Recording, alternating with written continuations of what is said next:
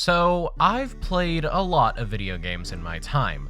I've tried a bunch of different genres and styles of gaming, and while I have my favorites, there aren't really many that I haven't tried before. But there is one noteworthy exception, that there being roguelikes.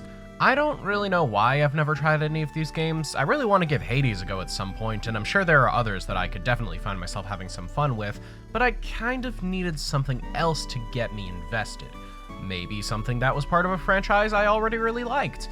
Which brings us to today. I decided to try my hand at PokeRogue simply because I thought it would be fun. I didn't want to dive fully into the game, mainly because I knew it would take quite a while for me to get to the end, but I figured I would at least record a bit of footage and see what I thought of it overall. Starting up the game, I entered my first run using a Turtwig, a Litten, and a Sprigatito.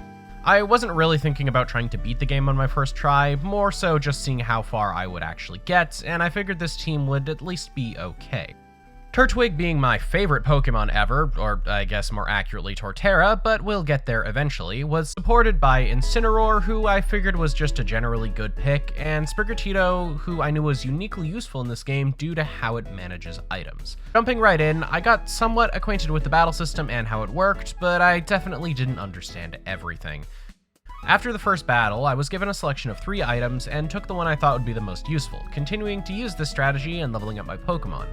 Taught Turtwig Mudshot, beat the first youngster, and caught a Pidgey, making my way to the first rival battle where I was quickly and easily defeated by a Cyndaquil. So yeah, not a great start, but there was potential here. Having caught Pidgey, it was now part of my roster, and going forward I made it a point to make sure it was a regular fixture on my teams.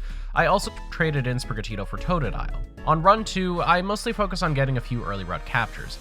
Then went off to battle the last, who gave me an EXP all for my troubles.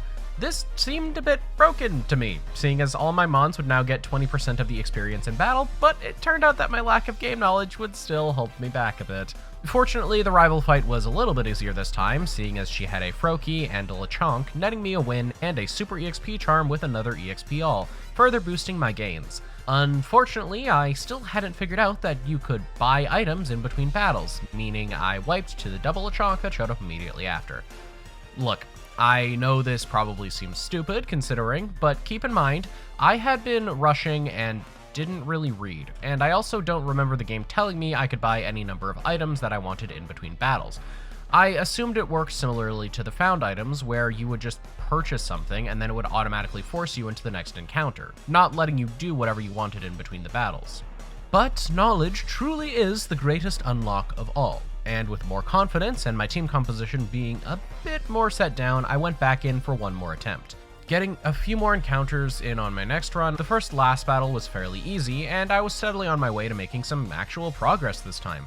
The discovery of being able to purchase items between battles, plus Turtwig learning the move Bullet Seed thanks to a TM, proved to be quite effective as well, as I was able to take on my rival without too much difficulty, although the fact they had a Piplup might have had something to do with it.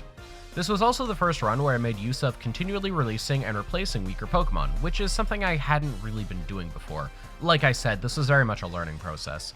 With this newfound knowledge and decent drops, I made my way to the first boss of the area, a Pokemon whose name I might not be able to get away with saying nowadays. I'm not 100% sure. It was a relatively easy battle, and seeing as Bug is weak to fire, and that I brought along a cat, it meant that I was now on my way to moving further into the game, for the first time.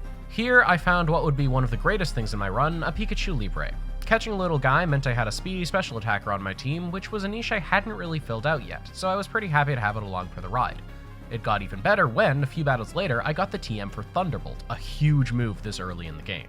It was around this time I came across the Wobbuffet gambling system. Basically, by paying a certain amount of money, you can play a minigame where you try and get Wobbuffet as close to 1 HP as possible, and depending on how you do it, you get a bonus item. I was able to get a scope lens here, which didn't end up being helpful in the long run and probably would have been better suited just saving my money, but again, first time I was doing it, so I wasn't really sure of what I would be getting out of this. Continuing to net some captures, I made my way onto the second boss, a Dunsparce. Using a combo of Pikachu to paralyze, Totodile to whittle away some HP, and Turtwig's Bullet Seed, it was time for the next area, the Water Zone. Here, I found a Vaporeon, a Pokemon who the internet has forever ruined, but was massively helpful. Especially considering it had Bouncy Bubble, a high damaging HP restoring move that is way too good for what it is, which was essential because the second rival battle proved to be a lot. Leading with Pikachu, I managed to whittle away a decent amount of HP on her Prinplup, but her Tatsugiri was a bit of a different story. Totodile took too much damage to reasonably stay in the field, and Vaporeon couldn't really do damage with water-type attacks.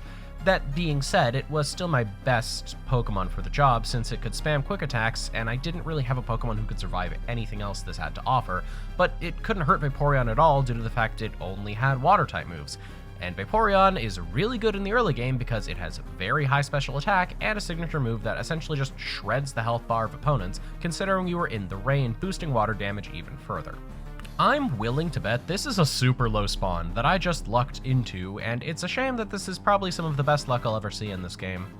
I picked up the candy jar, hoping it would allow me to level up my Pokemon more with rare candies, something which never showed up after this battle, but hey, I didn't know at the time, and I was on my way to making a decent amount of progress. Continuing on through the water area, I managed to get my first evolution in the run, in the form of Croconaw in the middle of a gym battle, which is something I didn't know could even happen. Being Crasher Wake, he used water types, which was good because I still had a Turtwig and a Pikachu on my side that could both do a lot of damage. Razor Leafs, plus my newly evolved Croconaw's bites, did a good job of taking down enemy Pokemon, netting me my first Gym Badge win and a new Grotle. Continuing on through the next area, it was around this time I realized just how ridiculous the leveling could get in this game when my Litten ended up battling a Wormadam and got 3 levels off a single defeat. Speaking of defeat though, it was only a matter of time before it happened to me yet again. Getting into a double battle with some rocket grunts, I didn't really have any good options for taking out their poison types, so they eventually just took down my Pokemon and I was defeated. So, all in all, probably not my best showing as a Pokemon trainer. But to be fair, while there was some information that I gathered playing through this game more, I don't really think there's much I could have done to change the results. There were simply too many unknowns that I was working with early on that I don't think it would have been possible. That being said, PokeRogue is something that I'm looking forward to experimenting with more, and I'll probably end up making a fuller video on it at some point, but most likely down the line, because this game looks like it might take me a little while. That being said, I really hope you guys enjoyed the video, and if there are any sort of challenges or games like this that you think I'd enjoy, or that you want to see me do at some point, I'd be really happy if you let me know.